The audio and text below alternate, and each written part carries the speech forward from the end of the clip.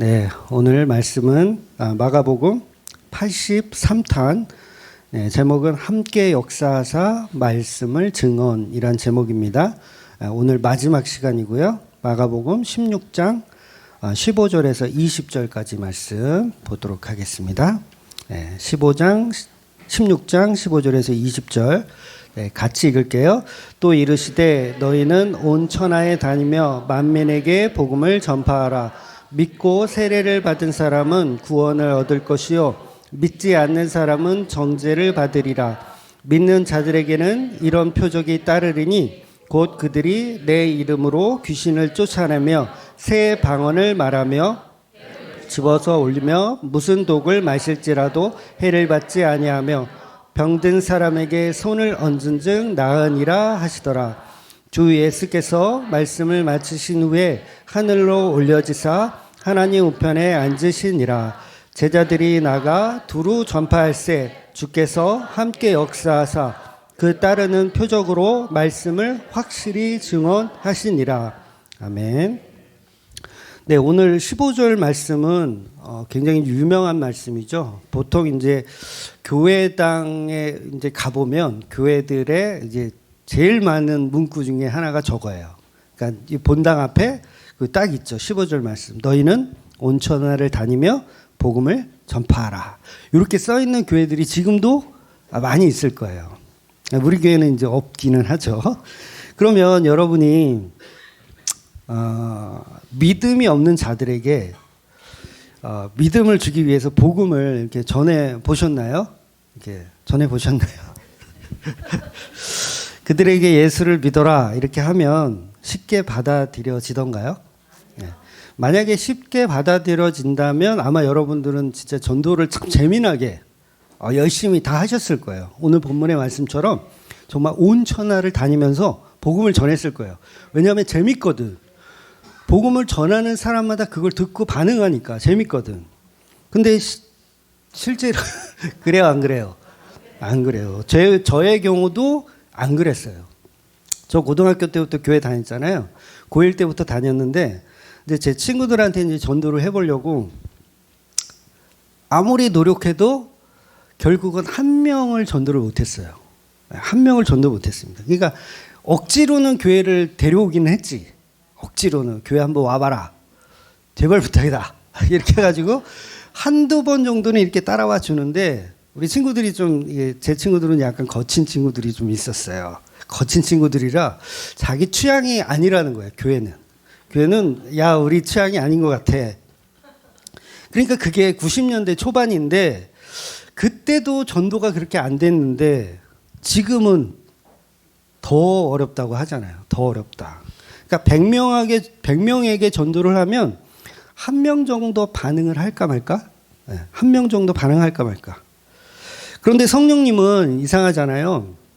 성령님은 분명히 자기 취향이 아닌 사람에게도 들어가셔서 믿음을 선물로 주실 수 있죠.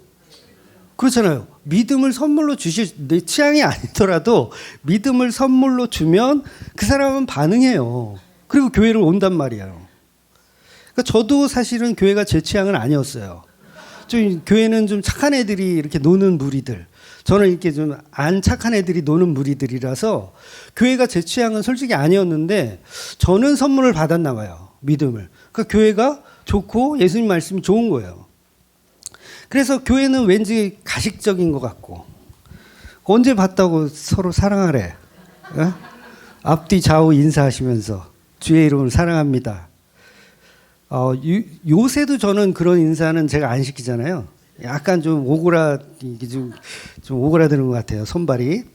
그러니까 하나님은 마음만 먹으면 내 주위에 있는 믿지 않는 사람들에게 성령이 들어가셔서 제가 복음을 조금만 얘기해도 턱턱 반응하고 턱턱 이렇게 막 무당집에 열심히 다니던 사람도 제가 복음을 턱턱 얘기하면 갑자기 개종하고 절에 다니던 사람도 갑자기 개종하고 그러니까 오늘 말씀처럼 그리고 오늘 설교의 제목처럼 주께서 함께 역사하사 그러면 그들이 아멘하고 받아들여야 되잖아요. 주께서 함께 저에게 역사하사 제가 말하는 대로 이렇게 역사되면 그러면 아멘 하면서 모두가 예수를 믿더라. 이렇게 만들어 가실 수 있는데 왜 하나님은 그렇게 안 하시냐고요. 왜 그렇게 안 해요? 100명한테 전도하면 한 명이 반응할까 말까. 왜 그러는 거예요? 그러니까 이상해요. 복음 전하면 사람들은 야 그래 너나 잘 믿어라. 아니 왜 성령님은 그 사람에게 일해주지 않는 것입니까? 그 어려운 거 아니잖아요. 성령님은 쉬운 건데. 그런데 여러분 중요한 게 뭐냐면 왜 그렇게 반응하지 않느냐면 본문에서 말하고 싶은 복음 전파의 내용은 전도 받는 자에게 목적이 있는 게 아니기 때문에 그래요. 그럼 뭐에 목적이 있냐? 전도하는 자 쪽에 목적이 있어요. 전도하는 자. 그러니까 무슨 말이냐면 성령은요 신부된 교회에게만 관심이 있어요. 신부된 교회에게만 관심이 있고 이 세상에 많은 사람들의 관심이 있다 없다? 없는 거예요. 신부된 교회가 아니면 반응하지 않습니다. 그러면 뭐예요? 거기에는 관심이 없으신 거예요. 그런데 왜 예수님은 온 천하를 다니면서 복음을 전파하라고 하시냐고요? 힘들게. 그 이유는 그 전하는 사람에게 관심이 있다라는 거예요. 전하는 사람에게. 그러니까 사도 바울이 돌 맞아가면서 열매도 사실 별로 없어요. 사도 바울이 막 열매가 그렇게 많은 것 같은 것 같지만 사실은 열매가 그렇게 많지 않습니다. 그리고 신약에 나오는 교회들 무슨 교회 많잖아요. 근데 그 교회가 여러분 대형 교회라고 생각하면 큰 오산이에요. 대형 교회 아니에요. 정말 작은 교회들이에요. 그러니까 우리 교회 수준, 우리 교회보다 어쩜 더 작을 수도 있어. 그냥 몇 명 안 모인 교회들을 사도 바울은 이렇게 복음을 전파하러 다닌 거지 가는 곳마다 막 수천 명, 수만 명이 막 사도 바울을 따르고 그 복음을 따라가는 게 아니라는 거죠. 그러니까 가는 곳마다 사도 바울은 대접을 받아요, 못 받아요? 못 받아요. 돌 맞고, 아, 너나 잘 믿어라. 어디서 이상한 거를 가르치냐? 그러면서 욕을 먹었어요. 그럼에도 불구하고 사도 바울은 뭐예요? 십자가만 자랑하는 거예요. 그러니까 성령님은 누구한테 관심이 있는 거예요? 사도 바울이라고 하는 신부된 교회에게 관심이 있는 거예요. 즉 예수님은 바울을 통해서 이방인을 전도하라고 전도자로 사용하시는데 그 이방인에게 관심이 있어서가 아니고 누구한테 관심이 있어요? 사도 바울이라는 신부된 교회에게 관심이 있었기 때문인 거예요. 즉 하나님은 아무나 성령을 부어주시는 것이 아니라 좁은 길, 극소수의 사람들에게만 성령을 부어주신다는 거예요. 그래서 그걸 신부된 교회라고 하는 거예요. 대한민국 기독교 인구가 1000만이라고 하잖아요. 1000만. 요새는 좀 줄어서 표현을 하더라고요. 한 800만 정도. 근데 제가 볼 때는 한 99마리는 가짜 같아요.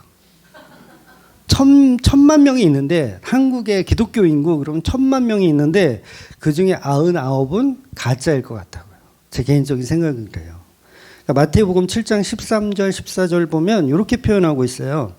좁은 문으로 들어가라. 멸망으로 인도하는 문은 크고 그 길은 넓어 그리로 들어가는 자가 많고 생명으로 인도하는 문은 좁고 그 길이 협착하여 찾는 이가 적음이라. 찾는 이가 적대요. 어디가? 하나님의 나라가 예수 그리스도를 아는 복음을 듣는 사람들이 찾는 이가 없다라는 거예요. 그러면 대한민국에 1000만이라고 하는 사람은 그게 좁은 문인가요? 1000만 명이 좁은 문이에요? 그건 넓은 문이라고 하는 거예요. 그건 넓은 문. 그러니까 마태복음은요, 유대인을 향해서 첫 독자로 쓴 거예요. 유대인을 상대로 첫 독자예요. 유대인이. 그러면 그들이 뭐예요? 하나님을 잘 믿고 있는 넓은 문이에요. 넓은 문에게 메시지를 보내는데 너희들이 가는 문은 뭐다? 잘못된 문이다. 넓은 문이고 그 길은 멸망으로 인도하는 문이다. 그러면 복음으로 가는 문은 좁은 문. 그러니까 많은 사람이 간다 안 간다? 안 가는 거예요. 즉 본문에서 만민에게 복음을 전파하라 이렇게 얘기를 했지만 그 만민이 돌아온다는 얘기를 하는 게 아니에요. 그 중에서 극소수의 신부된 교회들만 반응해서 교회가 되어지더라는 거죠. 오히려 지금 교회 다니는 사람들조차들도 십자가에 죽으신 예수님을 믿는 것이 아니라 내가 만든 각자의 신을 믿고 있는 거예요. 그러니까 교회 다니는 1,000만 명의 사람들이 각자 자기가 만든 신을 섬기고 있는 거예요. 물론 이름은 똑같아요. 하나님, 예수님, 성령님 다 이름은 똑같은데 각자 자기가 추구하는 하나님, 추구하는 예수님을 섬기고 있다라는 거죠. 그러니까 교회 간판은 대한예수교 장로회. 저는 개인적으로 대한예수교 장로회를 좋아합니다. 왜냐하면 그게 개혁주의를 한다라는 뜻이거든요. 우리 교회의 교리는 개혁주의 바탕으로 신앙하는 그런 교회예요 라는 뜻이 대한예수교 장로회예요. 이해되시죠? 그 정도는 아시죠? 예를 들어서 감리교회다. 거긴 대한예수교 장로회가 아니잖아요. 감리교다. 그럼 감리교는 웨슬레의 어떤 신앙의 사상을 따르는 교회입니다. 이런 뜻이에요. 그러니까 달라요. 엄연히 장로교하고 감리교는 교리 자체가 달라요. 그런데 그 안에서도 대한예수교 장로회인데도 그 안에서도 대한예수교 장로회 뭐예요? 개혁주의잖아요. 그럼 뭐예요? 오직 예수? 오직 성경? 오직 은혜? 요거 말하는 게 대한예수교 장로회인 거예요. 그런데 그 안에서 간판은 대한예수교 장로회인데 오직 예수를 말하지 않아요. 오직 성경을 말하지 않고 오직 은혜를 말하지 않더라는 거예요. 그러니까 오늘날의 1,000만 성도들이 1,000만 성도라는 표현을 할 수가 없어요. 여기는 1,000만 교인들이 각자 말도 안 되는 자기 신앙으로 신앙을 고백하고 있고 그 다음에 그걸 신앙생활이라고 생각하고 있더라는 거예요. 오늘도 그 가짜 신에게 기도하기 위해서 광화문에 수백만 명이 모여 있을 거예요. 우리 교회도 빈자리가 좀 있는데 혹시 거기 가셨는지 모르겠어요. 자기들의 행복을 위해서 기도하자고 소리치는 거예요. 왜 광화문에 왜 모였어요? 자기들의 행복을 추구하기 위해서 모인 거예요. 여러분, 우상과 하나님과의 차이가 뭐라고 성경은 증언합니까? 우상과 하나님의 차이가 뭐라고? 그렇죠. 나를 위해서 섬기는 하나님은 우상이에요. 그 십계명에 명확하게 나오는 거예요. 나를 위해서 만든 신은 우상. 그러니까 이걸 조금 넓은 의미로 해석하면 나를 위해서 또 내 가정을 위해서 존재하신 하나님. 그 다음에 내 교회를 위해서 존재하는 하나님. 우리 나라를 위해서 일본은 말고 일본 쌍놈 인간들은 말고 우리 대한민국을 위해서만 존재하는 하나님. 그럼 요 하나님은 뭐다? 우상 숭배의 하나님이라는 거예요. 그런데 복음은 뭐냐면 나의 구원이 아예 생략이 돼버리는 거예요. 나의 구원이 없음을 얘기하는 거예요. 그러니까 복음은. 그러니까 나는 지옥 가도 마땅한 죄인입니다라는 걸 고백하는 게 진짜 복음이라는 거죠. 그래서 지옥 가도 마땅한 자들이 모여서 뭐 하는 거예요? 예수님의 살과 피를 나누는 거예요. 우리는 지옥 가도 마땅한 존재인데 이 예수님의 살과 피가 얼마나 은혜로운지 이 은혜를 우리가 나눕시다. 그래서 주일날 모여가지고 뭐 하는 거예요? 떡을 떼며 포도주는 안 먹지만 예? 커피를 마시며 뭘 나누는 거예요? 예수님의 은혜, 예수님의 살과 피의 은혜에 대한 걸 나누는 거예요. 그런데 지옥 가도 죽어 마땅한 사람들이 모여서 저기 광화문에 모여서 우리 대한민국을 더 잘 사는 나라로 만들어 봅시다라고 얘기하면 그거는 우상을 섬기고 있는 거예요. 여러분, 차별금지법을요, 법안이 통과되지 않고 요걸 지켜내면요 목회하기가 편합니다. 이해가 되세요? 만약에 차별금지법이 통과되잖아요, 목회하기가 힘들어요. 저도 설교할 때 요거는 좀 법에 저촉이 되는 설교들은 빼야 돼요. 왜냐하면 동성애는 죄다라고 얘기하면 처벌을 받아요. 왜? 그 동성애 죄가 아닌데 죄라고 하니까.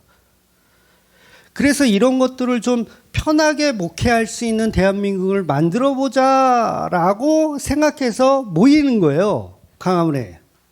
그러니까 누구를 위해서 모이는 거예요? 목사를 위해서. 목사들을 위해서 모이는 거예요. 아무 목사라 교회를 개척하면 교회가 날로 날로 부흥 성장하는 나라를 만들어 보자예요. 되게 좋겠죠? 목사가 개척을 하면 한 10명 중에 99명은 다 망하거든요. 요새 다 망해요. 근데 100명이 개척을 하면 100명이 다 목회에 성공하는 나라를 만들어 보자는 거예요. 이게 강화문에 나가는 취지예요. 왜? 차별금지법이 통과되면 목회하기 힘들다 이거예요. 힘들다. 그러니까 목사들의 말에 사실은 교인들이 선동을 당하고 있는 거예요. 그런데 예수님은 다른 얘기를 하시더라는 거예요. 무슨 얘기를 하냐면 좁은 길이다. 그 길은 넓은 길이 아니라 좁은 길이다. 그러니까 목회가 넓은 길이다, 좁은 길이다. 좁은 길이다. 100명에게 전도를 해도 100명이 교회로 안 와. 한 명 올까 말까. 이거 하겠어요? 이거 하겠어요? 그러니까 우상은 뭐냐면 내가 교회를 다녔더니 집안이 잘 되고 범사가 잘 되고 내가 소속된 기관이 날로 발전하고 이렇게 잘 돼. 그건 우상을 섬기는 거예요. 그래서 십계명에 나온다 그랬죠? 너를 위하여 우상을 만들지 말며. 그냥 우상이 아니에요. 너를 위한 무엇을 만들면 그게 우상이다. 그러니까 여러분도 교회에 앉아서, 저와 여러분도 교회에 앉아서 하나님은 나를 위해서 일해 주세요. 이런 기도 아주 그냥 야가 빠진 인간들 많이 했잖아요. 하나님 나를 위해서 일해 주세요. 내 교회를 위해서 일해 주세요. 내 직장을 위해서 일해 주시고 내 사업을 위해서 일해 주세요. 이러고 기도하고 있으면 그걸 우상 숭배하고 있다라고 하는 거예요. 그러니까 어떤 교회는 표어가 그거잖아요. 우리는 하나님의 일을, 하나님은 내 일을 도우신다. 우리는 우상 숭배 집단입니다라고 얘기하는 거예요. 그게. 그런데 어떤 하나님이 진짜 하나님이냐면 나를 십자가에 죽이시는 하나님. 나를 십자가에 죽이시는 하나님. 그래서 우리는 하나님의 낯을 피하여 도망 다니는 자들. 무화과 나무로 우리의 수치를 가리려고 하는 자들. 오히려 우리는 하나님 나에게 아무 일도 하지 마세요. 막 도망 다녀야 되니까 우리 도망 다녀야 돼. 나한테 아무 일도 하지 마세요. 이런 존재들이어야 맞는 거죠. 아무 일도 하지 마세요. 이래야 되는데 자꾸 우리는 하나님 우리를 위해서 일해 주세요. 이러다는 거예요. 그런 죽은 자들을 누가 찾아오시는 거냐면 예수 그리스도, 하나님의 아들이신 예수 그리스도가 찾아오셔서 십자가에 죽어주시는 것이 복음이라는 거예요. 그럼 우리는 그 예수님의 발 앞에 엎드려 주여 나를 떠나소서 나는 죄인으로소이다. 왜 나 같은 죄인을 위해 예수님께서 십자가에 죽으셔야 합니까? 그럴 수 없습니다. 라고 말하는. 그래서 복음을 진짜 알면 뭐예요? 그 예수와 함께 죽어야 되는 거예요. 그 예수와 함께 죽는 거. 지금 한국교회가 광화문에 모여서 십자가 복음을 전하고 있나요? 그랬으면 저도 갔을 거예요. 십자가 복음 전한다고 했으면 저도 우리 교인들 다 같이 광화문 가가지고 예수피 부신지옥 막 이렇게 지금 그랬다가는 옷 다 뜯겨요. 결국 자기들이 평안한 나라를 만들어 보자고 나라법을 바꿔보자고 모이는 거예요. 이스라엘 백성이 광야에서 황금 송아지를 만들어 놓고 우리가 원하는 법을 만들어 달라라고 소리치는 것과 같아요. 그런데 모세는 우상을 섬기지 말고 내 이웃을 사랑하는 10계명을 들고 내려오더라는 거죠. 그 계명에 뭐가 있어요? 우상 숭배하지 마라. 가짜 하나님 만들지 말고 이웃을 사랑하라. 이 내용이 10계명으로 적혀 있잖아요. 살인하지 마라. 간음하지 마라. 도둑질하지 마라. 거짓말하지 마라. 남의 것을 탐하지 마라. 이런 10계명을 갖고 내려와요. 그런데 문제는 뭐냐면 우리는 이미 그 죄를 짓고 있더라는 거예요. 짓고 있는 거예요. 저와 여러분이 하나님을 이용해서 계속 그 일들을 하고 있어요.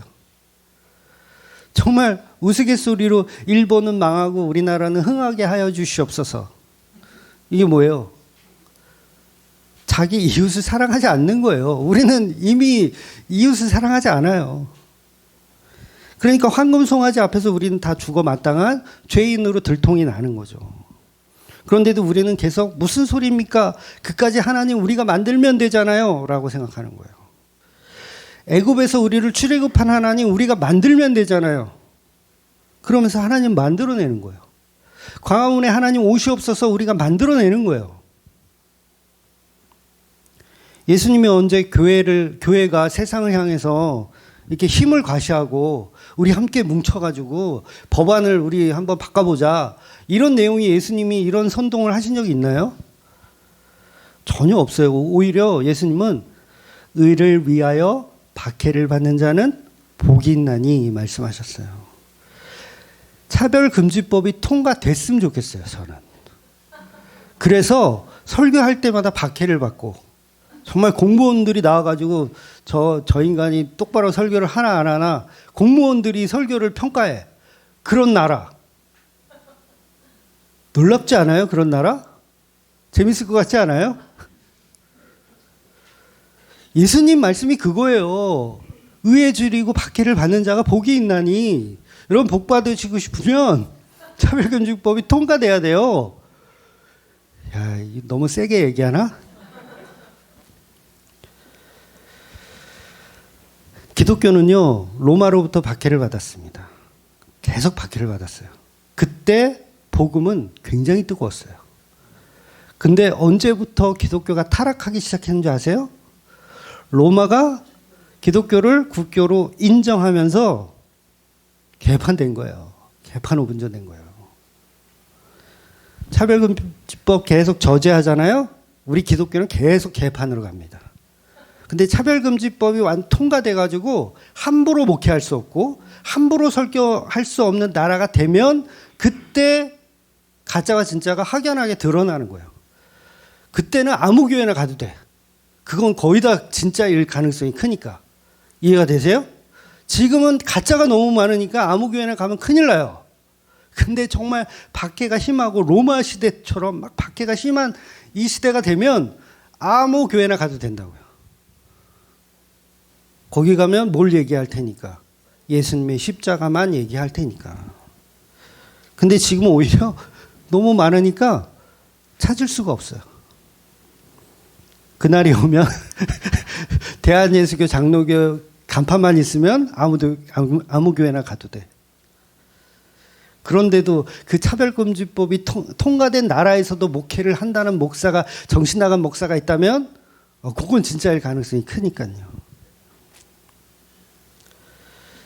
그래서 기독교는 종교가 아니고 생명이기 때문에 같이 섞일 수가 없어요. 세상의 잣대와 섞일 수 없어요. 그러니까 WCC 같은 어떤 그런 종교 통합하고 섞일 수 없고요. 그러니까 로잔 대화 같은 어떤 세계의 뭐 빛과 소금의 역할을 해야 된다는 그들과도 사실은 섞일 수 없어요. 우리가 세상의 빛이 되는 방식이 아니에요. 그 빛은 오직 신부된 교회를 위한 것이기 때문에 세상에서 우리가 훌륭하다 막 이렇게 뽐내는 교회는 존재하지 않습니다. 그렇게 뽐내는 그 교회를 만든다면 그 자체가 황금 송아지를 만든 거예요. 사람들이 우리를 우러러 보는 교회. 나는 교회는 안 다니지만 저 주맘교회는 정말 이 사회에 꼭 필요한 교회인 것 같아 라고 이방인들이 칭찬하잖아요. 그 교회는 이미 잘못된 교회예요. 그럼 어떤 교회가 진짜냐? 저런 쓰레기 같은 교회가 왜 있는 거야? 맨날 무슨 주의 피 맨날 저지랄들이야. 막 이렇게 박해를 받는 교회가 진짜라는 거예요. 대한민국 정치인들이 한국 기독교가 원하는 대로 법을 만들어줄 때 기독교는 반드시 부패합니다. 우리는 지금 기독교 예수와 전혀 상관없는 방식으로 기독교가 힘을 키워 그 비싼 황금 송아지를 만들어서 처먹고 있는 거예요. 여러분, 황금 송아지 만들면 그거 나중에 다 처먹어야 됩니다. 모세가 그 황금 송아지 다 갈아가지고 다 처먹이거든요. 우리 강화문에 이거 나갔던 분들은 다 그거 처먹어야 돼요. 그래서 십자가 복음을 아무도 믿지 않는 것이 지극히 정상이라는 거예요. 14절 보면 14절 보면 그 후에 열한 제자가 음식 먹을 때에 예수께서 그들에게 나타나사 그들의 믿음 없는 것과 마음이 완악한 것을 꾸짖으시니 이는 자기가 살아난 것을 본 자들의 말을 믿지 아니함이로라. 믿지 아니함이로라. 안 믿어요. 아무도. 이게 뭐라고요? 이게 정상이라는 거예요. 정상. 그러면서 15절 오늘 본문이 들어오죠. 15절 뜬금없이 또 이르시되 너희는 온천하를 다니며 만민에게 복음을 전파하라. 이게 앞뒤가 맞아요? 아니 14절은 믿지 아니함 이러라 이렇게 끝내놓고 15절은 그러니 너희는 가서 모든 족속으로 제자를 삼으래. 온천하를 다니며 복음을 전파하래. 마치 중간에 뭔가가 생략된 것 같지 않아요? 예, 생략된 게 맞긴 해요. 그런데 이게 기록한 자의 의도는 뭐냐면 만민에게 복음을 전파하는 일이 인간 측에서 가진 믿음으로 하는 것이 아니라는 얘기를 하는 거예요. 그럼 우리는 뭐예요? 믿음이 없는데 가는 거예요. 놀랍지 않아요? 믿음이 없는데 복음을 전하러 간다고요. 여러분 믿음이 있으세요?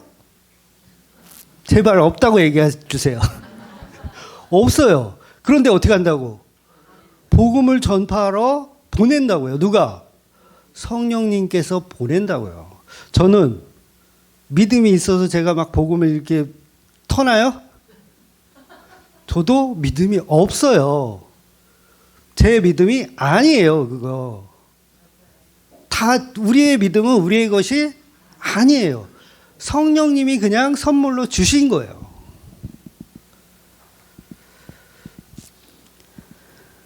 그래서 복음이 전하는 곳에 주께서 함께 역사하사. 그러니까 주께서 함께 역사하지 않으면 우리는 믿음도 없죠. 아무것도 없지. 말도 어눌하지. 혓바닥이 살쪄서 발음도 안 되지. 뭘 할 거야. 믿음도 없고 무슨 전파가 돼. 안 되잖아요. 근데 어떻게 해야 된다? 주께서 함께 역사하사.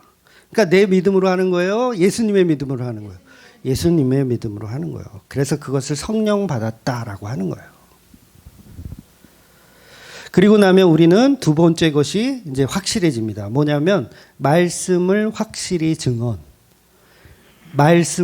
증언하는 거예요. 즉 복음은 첫째는 성령께서 우리에게 임해서 성령이 임해야 되고 그 다음은 말씀이 예수 그리스도를 증언하게 하는 거예요. 말씀이. 여기서 말하는 말씀이란 모든 성경을 통해서 십자가에 죽은 예수를 증거하는 거예요. 그러니까 저와 여러분이 믿음이 없어도 성령을 받으면 말씀이 예수를 증거하는 사실을 알리게 되더라는 거예요. 그러니까 본문의 의도는 뭐냐면 우리가 무슨 사도 바울처럼 스데반처럼 빌립 집사처럼 이렇게 어떤 복음의 열정이 있어가지고, 물론 이분들도 막 복음의 열정이 있는 건 아니에요. 우리가 복음의 열정이 있어가지고 복음을 전하라 그런 얘기를 본문이 하는 게 아닌 거죠. 그래서 주께서 역사하면 그 일들을 주께서 이루어 가실 것이다. 그래서 오늘 본문 가지고 이렇게 처음에 시작할 때 말씀드린 것처럼 표로 삼아서 너희는 만민에게 복음을 전파하라 딱 써 있으면 뭐예요? 일단 부담이 딱 되죠. 네, 부담 안 되세요? 총동원주의를 한번 할까 우리도? 총동원주의를 한번 해가지고 딱 이렇게 만민에게 내 집을 채우라 이렇게 그런 부담을 주기 위한 말씀이 아니라는 거예요. 그러니까 그 일은 성령께서 알아서 하실 것이다 그 얘기입니다. 그래서 그걸 우리 기독교는요 소명이라고 하는 거예요. 소명. 아 소명이구나. 사명은 뭐라 그래서 사명은 내가 잘하는 거. 나 전도 되게 잘해요. 나 말도 잘하고요. 내가 누구 이렇게 막 개종시키는 거는 전문가예요. 제가 다단계 그 강사 출신이거든요. 그래서 말로 털어서 이 세뇌시키는 거는 저는 아주 잘할 수 있어요. 요거는 사명. 근데 소명은 뭐냐면 오이씨 나는 못하는데 모세가 그러잖아요. 저는요 지금 애굽으로 가도 저를 기억하는 사람이 아무도 없을 것이고 그 다음에 저는 말도 어눌해가지고 잘 말 전달도 못하고 그러니까 저는 못 가요. 그러니까 다른 사람 시키세요 라고 하는데 하나님이 모세를 계속 들어다 쓰시잖아요. 요거를 소명이라고 하는 거예요. 소명. 그러니까 소명이 진짜인 거예요. 소명이 진짜. 소명으로 가는 사람은 자기를 자랑하지 않습니다. 근데 사명으로 가는 사람들은 꼭 지자랑이 있어. 내가 기도했으니까 교회가 이렇게 성장한 거야. 우리 권사님들이 새벽마다 기도했기 때문에 우리 교회가 이렇게 성장한 거야. 요거는 사명자들이 하는 짓거리예요.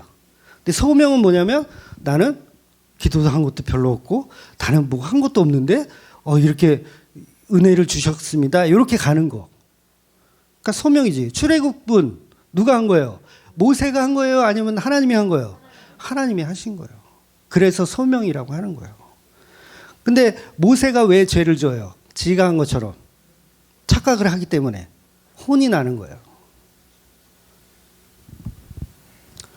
그래서 전도는 보낼 자를 전도자에게 붙여주시는 거예요.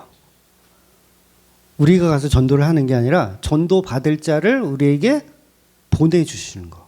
그러니까 사도 바울이 전도를 한 게 아니라 전도 받을 자를 사도 바울에게 붙여주시는 거예요. 성령께서. 그러니까 전도하는 자는 편해요, 안 편해요? 편해요. 편해. 부담으로 하지 마세요. CR이 안 먹혀. 그럼 아직 저 친구는 보낼 자가 아닌가 보다. 그럼 다음에 다시. 그러니까 본문의 결론이 예수님은 믿음 없는 이 제자들을 찾아가서 온 천하를 다니며 만민에게 복음을 전파하라 말씀하신 것인데, 그러나 이것은 제자들의 힘으로 하라는 얘기가 아니라 결국은 말씀이 일하게 되실 거라는 거예요. 그래서 그 말씀을 받아들이는 자는 구원이 있고 그 말씀을 받아들이지 않는 자는 정죄를 받을 것이요라고 이야기하는 겁니다. 그런데 그 전도는 우리가 하는 게 결코 아니라는 거예요. 주께서 함께 하사, 주께서 함께 역사하사.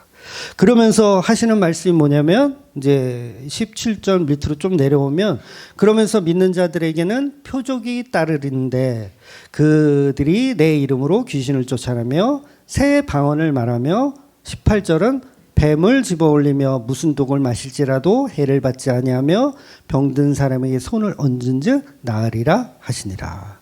그러니까 전도에 부담 갖지 마. 내가 어떻게 해서든 듣는 사람들을 보내줄게. 기적과 이적도 누가 해주신다? 성령께서 해주신다. 그리고 예수님이 승천하셔요. 오늘 본문이에요. 그리고 승천하셨어요. 이렇게 승천해 버리니까 제자들이 믿음이 뜨거워가지고, 승천하자마자 믿음이 뜨거워가지고 막 복음을 전하러 다녔나요? 아니죠. 하늘만 쳐다보고 있어. 와, 씨, 어디 갔냐? 어이씨. 오죽하면 천사가 이렇게 해산시키잖아요. 해산. 네. 그리고 여전히 두려워 떨며 마가다락방에 모여 있었어요. 두려워 떨며. 그래서 사도행전 1장에 보면 예수님이 언제 오시냐 하면 기도하면서 성령 기다리고 있는데 아무 일도 일어나지 않아요. 1장에서, 사도행전 1장에서 기도하면서 성령을 기다리고 있는데 아무 일도 일어나지 않아. 그러니까 그렇게 기다리다가 지금 두려워 떨고 있거든요. 이 제자들이 다. 왜냐하면 로마의 박해가 이제 막 시작됐다고 봐야 돼요. 막 시체를 훔쳐갔다 뭐 하면서 막 이렇게 박해가 시작되는 거예요. 그러니까 잡히면 자기들도 혁명의 실패자들이기 때문에 잡혀서 죽일 수도 있어요. 그래서 두려워 떨고 이렇게 숨어 있어. 근데 성령을 주시겠다고 약속했으니까 마가다락방에 모여 있는 거예요. 근데 안 와. 기도를 해도 1장에서 안 와. 그러니까 베드로가 이제 지루하니까 엉뚱한 짓을 하는 거예요. 무슨 짓을 하냐면 십자가로 끝난 성령의 시대에 사도를 제비로 뽑는 짓을 해요. 여러분, 제비 뽑기는요 구약에서만 하는 거예요. 신약에서는 하면 돼요, 안 돼요? 안 돼요. 신약에서는 하면 안 됩니다. 여러분, 우리 주맙교회가 그 담임 목사를 1년에 한 번씩 우리 제비 뽑기로 여러분 뽑으면 좋을까요? 그러니까 제비를 뽑아서 사도를 뽑는다, 이거는 신약에서는 있을 수 없는 얘기예요. 근데 베드로는 성령이 받기 전에 뭘 해요? 제비를 뽑아서 마띠아를 사도로 뽑는 일을 해요. 그래서 어떻게 해서든지 교회를 자기 힘으로 운영해 보겠다고 하는 베드로와 제자들의 착각이죠. 그러니까 복음을 전파할 생각이 없고 자기들끼리 힘을 키워보자는 거예요. 야, 한 명 빵 꼬랐어. 한 명 빵 꼬랐으니까 누구 채워 넣어야 될 거 아니야. 그래서 마띠아를 제비 뽑아서 채워 넣는 거예요. 그런데 웃긴 건 뭐냐면 그럼에도 불구하고 성령을 받아야 안 받아요? 성령을 받아요. 네, 2장에 오면 성령을 받습니다. 왜냐하면 왜 받아요? 성령 왜 받아요? 약속한 때가 되었기 때문이에요.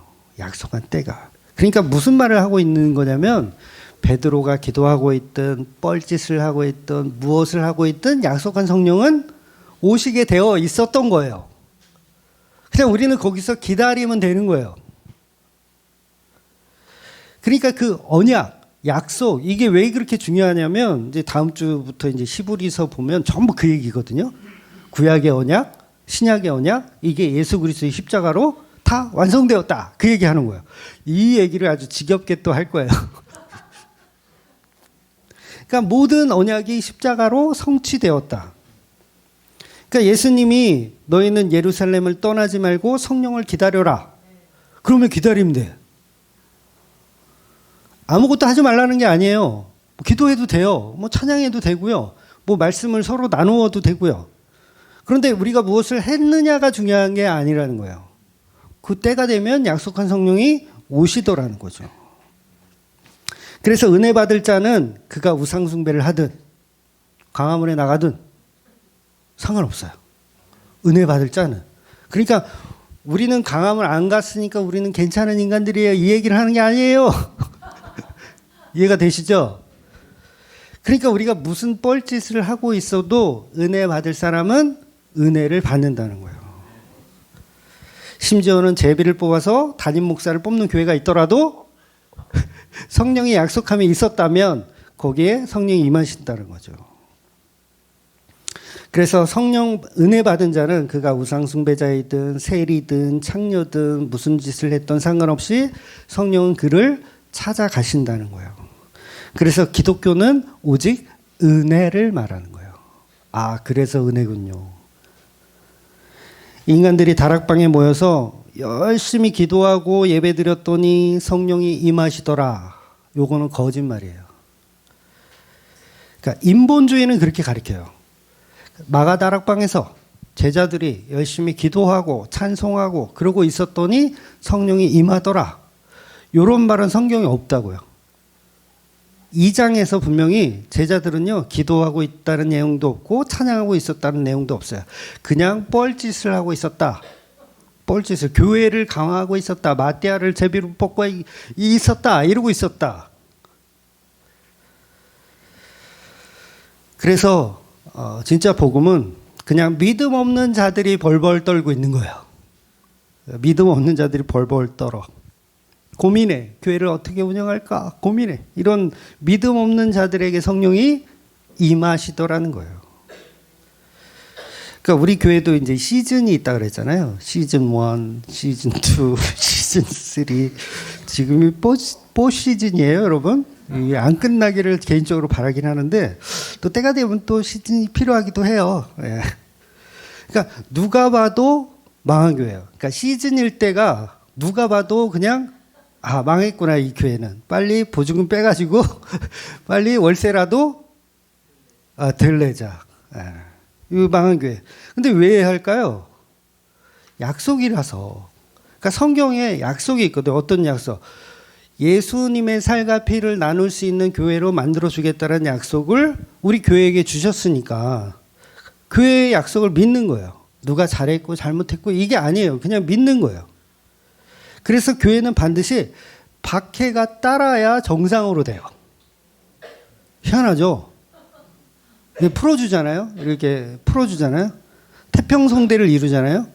그 교회는 100%, 99% 타락해요. 태평성대를 이루면. 그러니까 지난 화요일날 PD수첩 보셨어요? 화요일날 PD수첩에 보면 그 다락방이 나왔어요. 저도 장로님이 알려주셔가지고 봤는데 저는 유료 결제해서 봤어. 아까워. 근데 유튜브에도 지금 풀 버전 그대로 있더라고요. 네, 공짜로 볼 수 있습니다. 제가 30년 전에 이 류광수 목사님 세미나에 참석하고 아시는 목사님이 이 다락방 소속 목사님이 계셨어요. 그래서 이제 식사도 같이 이렇게 같이 먹었어요. 그러니까 그 당시 이 다락방이 얼마나 센세이션했냐면 성장하는 게 어마어마했어요. 그냥 별로 그렇게 대단한 교회가 아니었는데 어떤 그 다락방에서 가리키는 어떤 방법론 그리고 부흥하는 어떤 방법론 이런 게 너무너무 탁월하고 센세이션해가지고 교회의 성장이 막 되는 거야. 그러니까 한국에 있는 목사님들이 그거 배워보고 싶어서. 왜냐하면 자기네 교회는 부흥이 안 되는데 저 방법을 쓰면 부흥이 막 되는 거예요.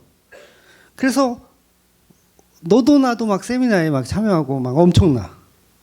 그래서 저는 이제 그때 잠깐 다니고 이제 그다음은 또 이제 끊었죠. 그 이제 2단으로 이제 저거 돼가지고 이제 교리적으로 좀 문제가 있거든요. 그래서 합동에서도 그분이 아마 출교를 당한 걸로 알고 있어요. 면직되고 출교 당한 걸로. 그래서 이제 잊고 있었는데 물론 우리 교회도 다락방 출신들이 좀 있어요. 간간히 얘기는 들었지만 PD 수첩 보니까 그때보다 지금 더 성장했더라고요. 네, 승승장구했더라고요.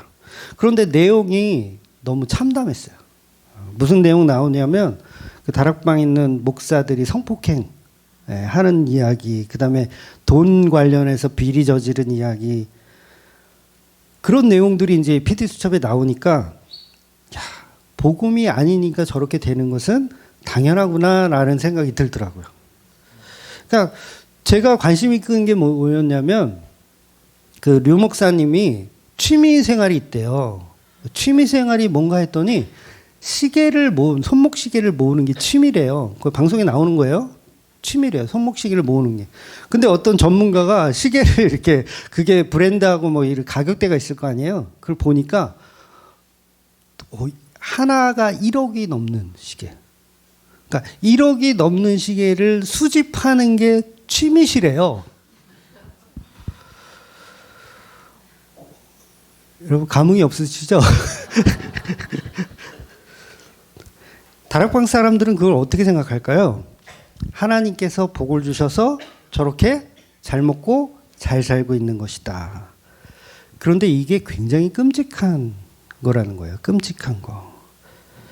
그러니까 이 정도로 한국교회가 나를 위한 하나님을 만들어 놓고 그걸 복음이라고 생각하는 거예요.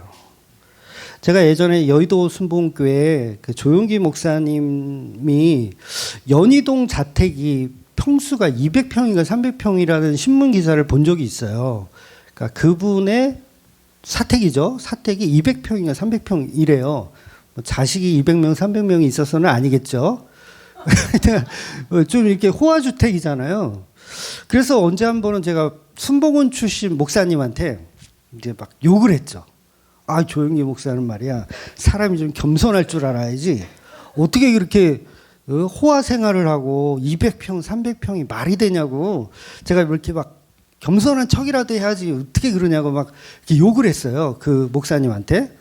그 목사님의 반응. 저는 같이 동료를 해줄 줄 알았어. 근데 깜짝 놀랐어요. 그분 뭐라고 얘기하시냐면, 아니, 우리 조용기 목사님이 한국 교회를 위해서 얼마나 많은 수고와 노력을 하셨는데 그 정도 대접받는 게 뭐가 문제냐고. 딱 그러시더라고. 저는 굉장히 문화적 충격이었어요. 문화적 충격. 아, 이렇게도 생각하시는 분들이 있구나. 그게 뭐예요? 가스라이팅을 열심히 당한 거예요. 과연 예수님이 십자가 복음이 이런 사치와 성범죄를 부추기는 내용이 있던가요? 참 끔찍한 거예요. 절대 기독교는 그리 갈 수가 없어요. 일부러 가난하게 사시란 말이 아니에요. 그러니까 내가 200평 살 수 있는데 일부러 겸손한 척 그냥 50평에서 살라는 얘기가 아니에요. 그 부유함 자체가 하나님의 영향력이라는 이 사실 자체를 내려놓아야 된다는 거예요. 원래 진짜 하나님 믿는 사람들은요, 그 정도 부를 가질 수도 없죠. 이미 다 나누어 줬기 때문에 없죠. 예. 어떻게 1억짜리 시계를 취미로 모아요? 이거 이거 다 교인들의 헌금으로 하는 거 아니에요? 아닌가요? 어디서 사업을 사나요? 그러면 목사님이 시계 하나 팔면 야 이게 진짜 이게 더 이상 얘기 안 할래.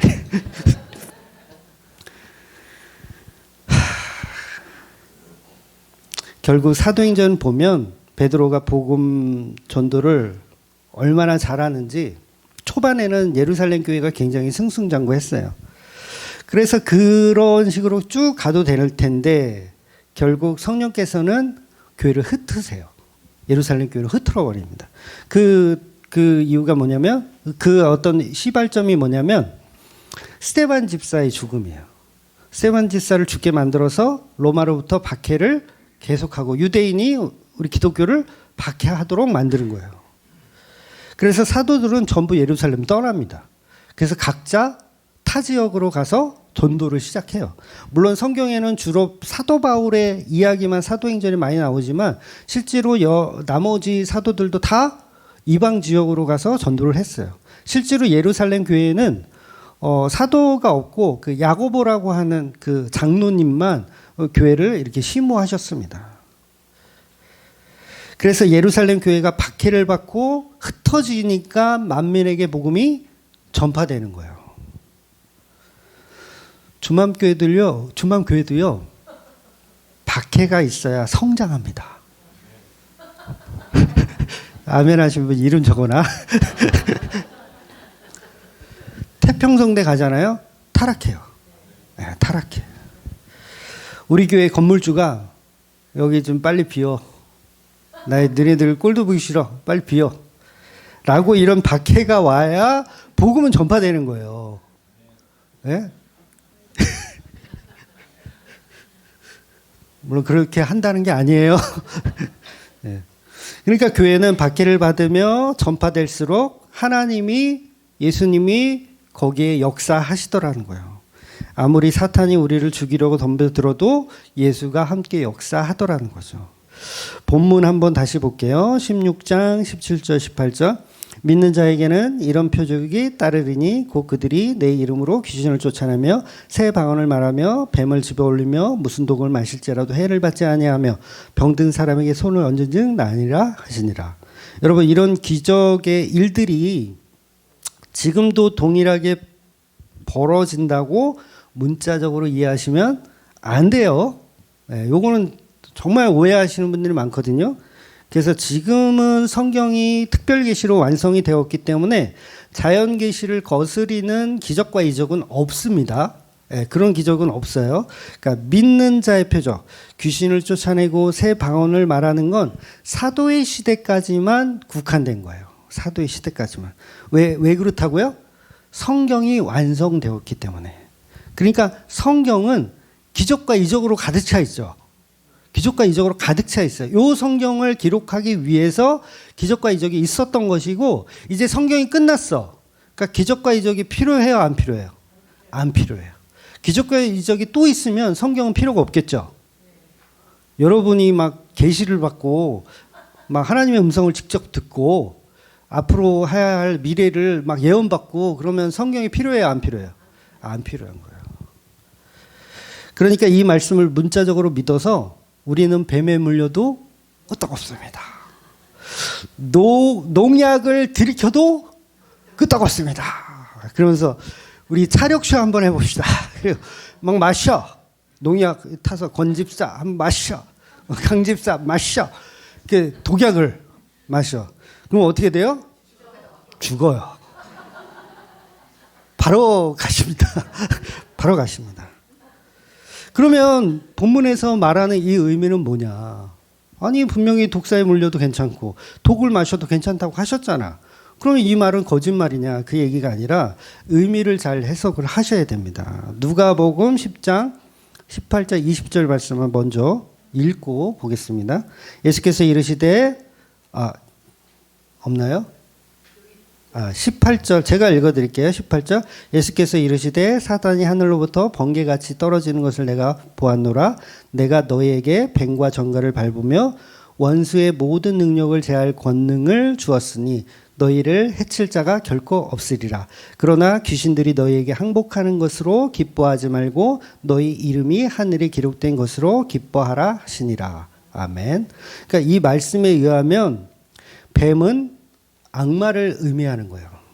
그다음에 독은 해를 주는 것을 표현하는 겁니다. 즉 뱀과 정갈이 마귀인데 그 마귀를 제어할 권능을 예수님이 주셨으니 너희를 해칠 절대자가 없다라는 얘기를 하는 거예요. 그러니까 복음이 전파될 곳에 전파될 때 누구도 방해 못한다. 사탄도 방해를 못한다라는 의미예요. 그러니까 이 땅에서 귀신을 쫓아내는 기적을 보고 기뻐하지 말고 너희 이름이 하늘에 기록되는 것을 보고 기뻐해라.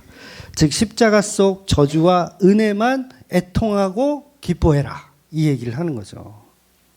그래서 저와 여러분은 이상한 신비주의에 성경을 이상한 신비주의로 성경을 이해하는 것이 아니라 이 성경은 오직 성령의 감동으로 쓰여진 이 성경만이 오직 예수님을 드러내는 책으로 이해하셔야 된다는 거예요. 그러니까 목사가 성령 받으라 이런 거 많이 하잖아요. 성령 받으라. 독을 마셔라. 뱀에게 물려라. 전부 사기꾼이에요. 뭐가 사기꾼이다? 성령 받아라. 이거 사기꾼이라고요. 예수님 말씀 뭐냐면 예수님 성령 받으라 하셔요. 진짜 그 마가 다락방에서 오셨을 때 너희 성령 받으라 하시거든요. 근데 그 의미와 뜻을 정확히 알아야 된다는 거예요. 즉 복음을 받는 자들은 너희들처럼 죄사함을 받고 구원을 얻을 수 있다는 말을 본문에서 하시고 있는데, 그래서 사도행전 1장에서 제자들은 성령을 아직 못 받았거든요. 못 받았어요. 2장에서 이제 성령 받잖아요. 불의 해와 같은 성령을 받는데 1장 6절에 보면 개념이 아직 없어요. 성령을 받지 않으면 우리가 다 개념이 없거든요. 6절에 뭐라고 되어 있냐면 사도행전 1장 6절 그들이 모였을 때 예수께 여쭤에 이르되 주께서 이스라엘 나라를 회복하심이 이때이니까 하니. 여전히 성령을 못 받으면 이렇게 엉뚱한 복음을 말해요. 그러니까 우리나라 언제 부강해져요? 이걸 물어보는 거예요. 예수님한테. 우리나라 언제 부강해져요? 우리는 언제 독립하나요? 우리는 언제 부자 되나요? 우리는 언제 4억짜리 마이바흐를 타나요? PD 수첩에 나오는 거예요? 4억짜리 마이바흐를 타나요? 우리는 언제 1억짜리 시계를 취미로 모으나요? 성령을 못 받으면 이렇게 땅에 들러붙어 있는 일에 대한 축복만을 추구하는 교인이 된다고요. 그러니까 교회 목사에게 목사님 저는 언제 부자가 될까요? 이런 질문을 하잖아요. 그럼 목사들은 뭐라고 대답할까요? 헌금이나 많이 해라. 심지도 않으면서 거두려고 하냐? 일단은 심어봐. 30배, 60배, 100배 한번 경험해봐. 이러면서 그 뭐죠? 왕의 재정 같은 어떤 쓰레기 생각을 만들어내더라는 거예요. 그래서 그 개념 없는 제자들을 예수님이 뭐라고 말씀하시냐면 성령을 받으면 달라질 것이라고 말씀하세요. 너희가 성령을 받으면 지금 너희들이 추구하는 것들, 우리가 우상을 숭배하고 막 광화문에 가야 되고 이런 것들이 언제 바뀐다? 성령을 받으면 바뀐다. 사도행전 1장 7절에서 8절 볼게요. 이르시되 때와 시기는 아버지께서 자기 권한에 두셨으니 너희가 알 바 아니요 오직 성령이 너희에게 임하시면 너희가 권능을 받고 예루살렘과 온 유대와 사마리아 땅 끝까지 이르러 내 증인이 되리라 하시니라. 그러니까 여러분이 신앙이 하나도 없다가 교회에 왔는데 목사가 먼저 성령 받은 분이면 당연히 십자가 복음의 설교가 나와요. 예, 이해가 되시죠? 십자가 복음 설교가 다 와. 그러면 그 목사의 설교를 통해서 복음이 나누어지면서 초신자도 성령을 받는 거예요. 즉 성령은 말씀으로 받는 겁니다. 이거 굉장히 중요해요. 성령은 뭐로 받는다? 말씀으로 받는 거예요. 그래서 그 말씀을 받을 때 마음이 뜨거워지고 감동이 오는 거예요. 예수님이 엠마오로 가는 제자들에게 성경을 가지고 예수를 증거했어요. 자기를 그냥 이렇게 증거해서 그 사람들이 마음이 뜨거워진 게 아니라 성경을 가지고 예수를 증거했더니 엠마오로 가는 자들이 마음이 뜨거워졌다. 그러니까 성령을 무슨 기로 받는 게 아니에요. 이렇게 기를 제가 쏴가지고 기를 탁 쏴더니 막 좀 쓰러져 보세요. 기를 받더니 성령 탁 받아가지고 막 쓰러지고 이렇게 받는 게 아니라 막 기도원에서 막 춤추다가 막 성령 받았네 이러다가 춤추다가 성령을 받는 게 아니라 그거는 이제 무당들이 이렇게 받는 거고, 기독교가 말하는 성령은 말씀을 받는 거예요. 말씀을. 그래서 말씀이 육신 되신 것이 예수님이고 그 육신이 다시 말씀이 되신 게 성령이에요. 그래서 우리는 지금 뭘 하고 있어요? 성령을 받고 있는 거예요. 그런데 이거 제가 드리는 게 아니잖아요. 저도 성경에 있는 말씀을 가지고 풀어서 예수를 증거하니 성령을 받으라 하니 여러분이 그 말씀을 예수로 알아듣고 성령을 받더라. 아, 이렇게 얼마나 쉬워요, 이게. 근데 전부 성령 받으려면 기도원 가가지고 이러고 있으니 성령은 안 오고 이상한. 그래서 설교하는 목사가 성령을 이렇게 내보내지 않고 다른 걸 내보내면 여러분들은 잘 피하셔야 돼요. 요리조리 잘 피하세요. 그래서 성령은 절대 은사놀이 아니에요. 은사놀이 아니고 성령은 열매입니다. 그냥 열매. 은사놀이가 아니라. 그러니까 사도행전에서 불의 혀가 내려왔잖아요. 그 혀가 의미하는 게 뭐예요? 말씀이잖아요. 혀가. 왜 하필 혀의 모양으로 내려오냐고요. 뭐 독수리나 용이나 막 이런 걸로 좀 내려오지. 혓바닥이 뭐야? 그게 뭘 의미하는 거예요?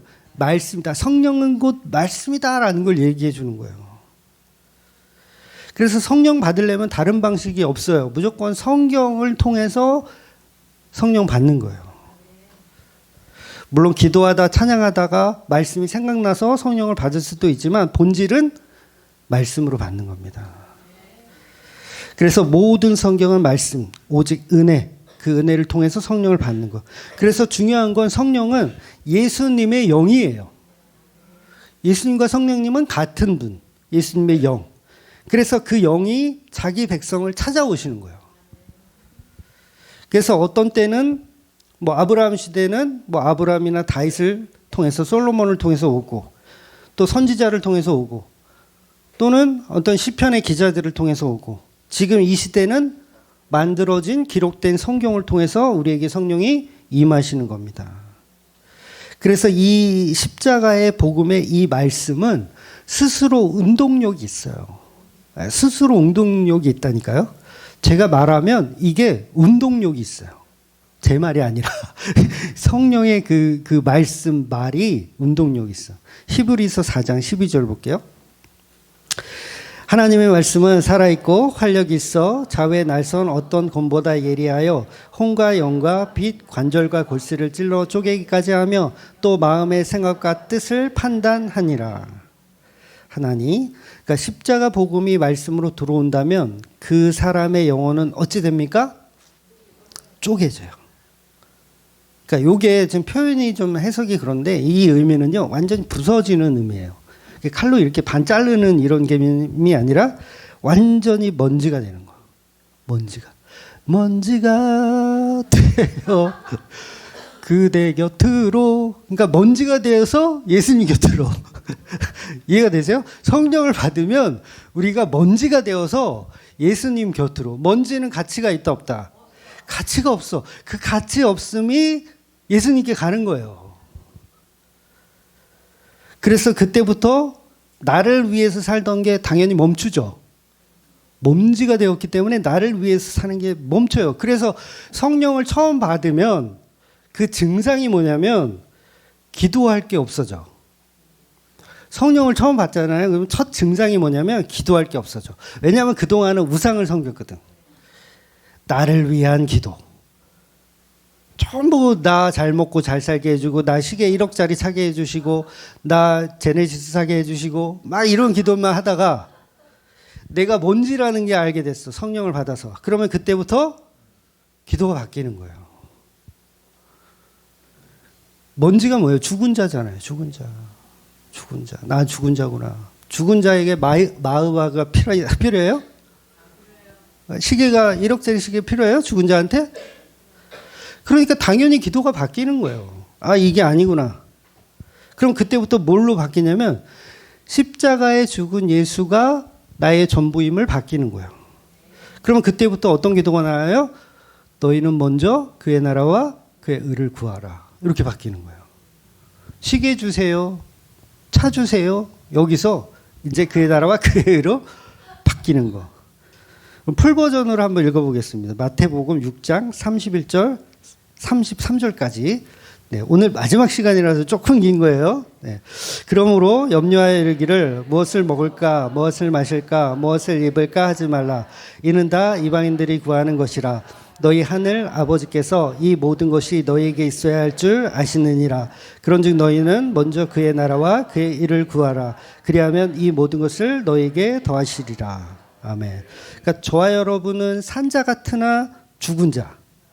그러니까 이방인들이 구하는 어떤 절에 다니는 사람들이 구하는 기도 내용과 같을 수가 없다는 거예요. 절에 다니는 사람도 기도를 해요. 교회 다니는 사람도 기도를 해. 근데 내용이 거의 똑같아. 그러면 안 되는 거예요. 왜냐하면 우린 산자 같으나 죽은 자이기 때문에 죽은 자는 기도할 수가 없는 거죠. 그러니까 십자가 복음 때문에 그러면 죽은 자였는데 산자가 되었어. 십자가 복음 때문에. 그러면 산자가 됐으면, 죽은 자에서 산자가 되었으면 그 산자는 누구를 위한 기도만 하겠어요? 나를 살려주신, 나에게 은혜 주신 그 예수님을 위한 기도만 할 수 있게 되는 거예요. 그게 너희는 먼저 그의 나라와 그의 일을 구하는 자. 이방인이 아닌 기독교의 기도가 되는 거죠. 그러니까 그런 기도를 하려면 뭐예요? 강화문에 모여서 사실은 십자가 복음에 대해서 얘기하고, 우리는 다 먼지다. 먼지들이 모여가지고 이거 무슨 짓거리 하는 거냐. 옷이 다 찢어지도록.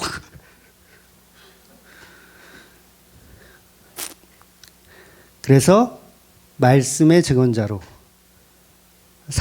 살아나시고 또 살아가시는 저와 여러분이 되시기를 주의 이름으로 축원드리겠습니다. 아멘. 기도하겠습니다.